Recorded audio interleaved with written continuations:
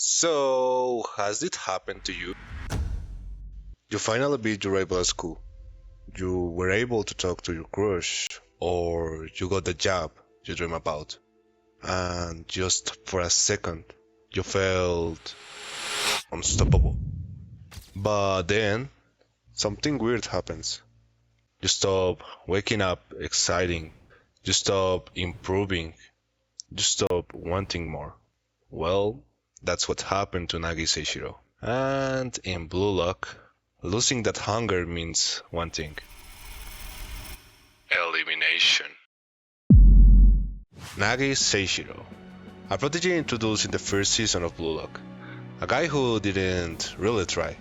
Someone who just happened to be ridiculously good at football because of his raw talent. At first, the only thing that pushed him forward was Mikage Reo, his partner, his support, and honestly, his baby sister in the football world. But then, he met Isagi Yoichi, and everything changed. Nagi lost for the first time, and it hurt. But at the same time, that pain sparked something in him. Excitement, passion, hunger, something that Ryo couldn't give him. From that point, the relationship between Nagi and Ryo took a turn. Nagi betrayed Ryo to pursue his own evolution, leaving behind his comfortable duo days. Ryo, hurt but motivated, improved on his own thanks to the character development that Nagi gave him. The same way that your ex gave to you your character development. Eventually, they reunite in Mansion City against Mustard Match. But something's changed. Nagi's focus shifts. He is no longer the solo egoist. Nagi finally chooses to fight alongside Ryo, instead of fighting on his own. And now, we arrive at chapters 298 and 299 of the Blue Lock manga. During the match against FC Barcha, Nagi sees Ryo fighting alone and surviving. That fires him up again. He tries to score on his own, but the moment things get hard, he passes to Ryo. He abandons his purpose as a Blue Lock striker, a decision that cost him everything. Then comes chapter 299. The match ends. Barcha wins. And we see who didn't make it. Among the names, some of the U20 players, Tokimitsu, Igarashi, and Nagi Seishiro. Even Isagi is confused, but Reo steps up, trying to plead Nagi's case. Please, redo the list. Nagi's incredible talent even without effort. But Ego answers with this brutal line. From the start, I made it clear, this is a lab for creating the world's best striker, and you're kidding yourself if you think Nagi still has that potential. His talent has already withered away. The final nail was his belief that he had already achieved his dream by beating Isagi. And then Ego drops a philosophical bomb. Do you know what truly kills talent? It's not fear. It's not despair. It's satisfaction. When Nagi beat Isaga, by luck, not by skill, he felt fulfilled. And when you're fulfilled, you stop chasing. You stop growing. And finally Ego finished his speech, saying, That satisfaction scared him.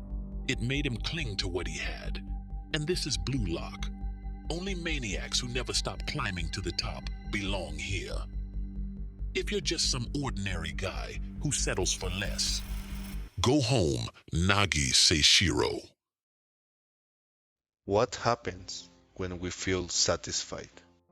What happens when we stop chasing the impossible? This ties directly into Nietzsche's concept of the last man, a being who avoids struggle, chooses comfort over greatness, and fears pain more than he desires growth. Nagi, in this moment, became the last man.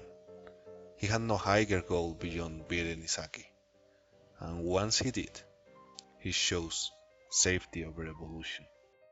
He stopped running, And in a world built on ego and ambition, that's a death sentence. Another idea comes from Schopenhauer, who saw desire as the engine of existence. Life is an endless cycle of craving. Achieve one goal and another arises. But if you stop deciding, you stop living. And in Blue Lock, that means you stop existing as a striker. Even Kierkegaard spoke of the leap of faith, the idea that the true growth only happens when you leap into the unknown. Nagi once took that leap when he left Reo. He stepped into the chaos to find himself. But now he hesitated. He paused the ball. He surrendered. That hesitation, that quiet, invisible fear, that loss of faith in oneself, that's what truly eliminated him. But let's put this into real life, because this isn't just about Nagi, it's about us.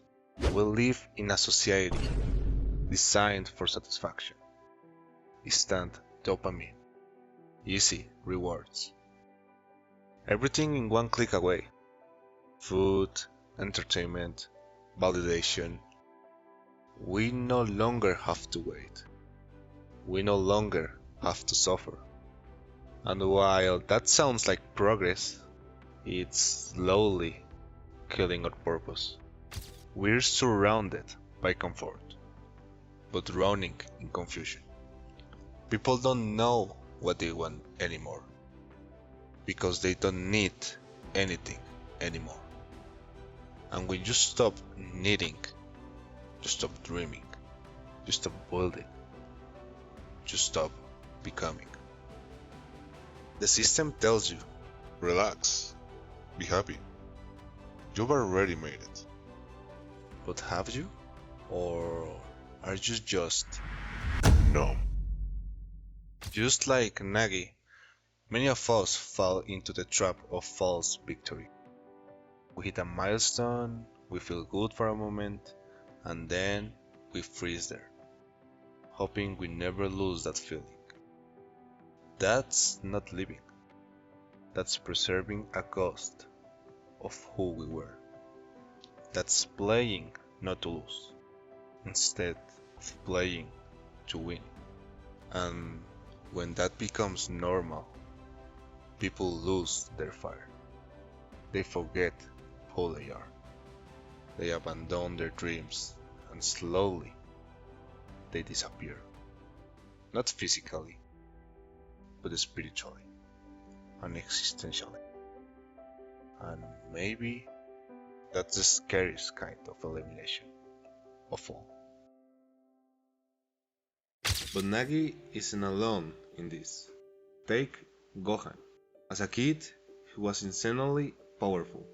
He even surpassed Goku during the Cell Saga. Everyone thought he was destined to take over. But after that, he settled down. He focused on his studies, his family, and yeah, that's admirable. Finding peace is beautiful. But here's the thing. Peace is not the enemy. Comfort is. Because comfort whispers, "You've done enough."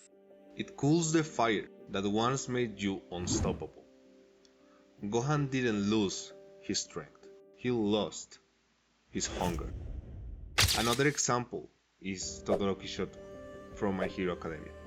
He was raw power, a storm of potential. And when he finally began healing his trauma, making peace with himself, he found balance. And that's growth. But even then, you can feel the edge softening. It's not the peace itself that's dangerous. It's when peace slips into complacency.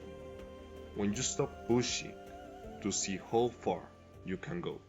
Inside Blue Lock, Igarashi is another example.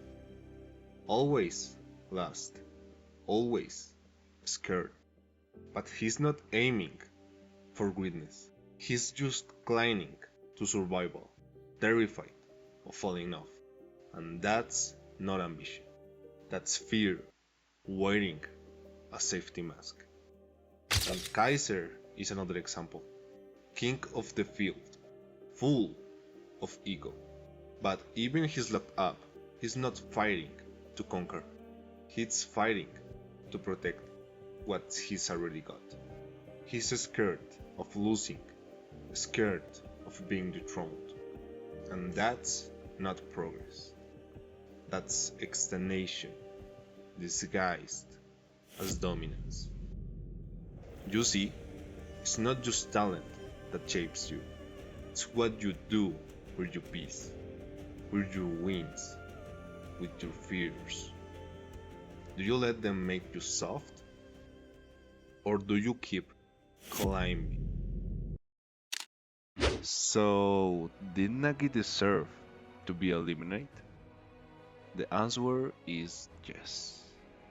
Not because he lacked skill, but because he stopped believing in the hunger that made him great. Because he let satisfaction poison his will. Because he gave up the obsession that made him alive. And Blue Lock is built on obsession. But here's the real question. Are you satisfied with where you are? Are you clinging to a small win from your past? Are you avoiding risk to protect a moment of pride? Or are you still hungry? Because the world doesn't need more last men. It needs mad men, dreamers, egoists with the courage to live, even if they fall. Well, if you made it this far, thank you, seriously. I love to hear your thoughts. Do you think Nagi will come back stronger? Or was this the end of his story in Blue Lock? Drop your thoughts in the comments and tell me, what other characters or concepts do you want me to explore next? And with nothing more to add, I hope the next video is your idea.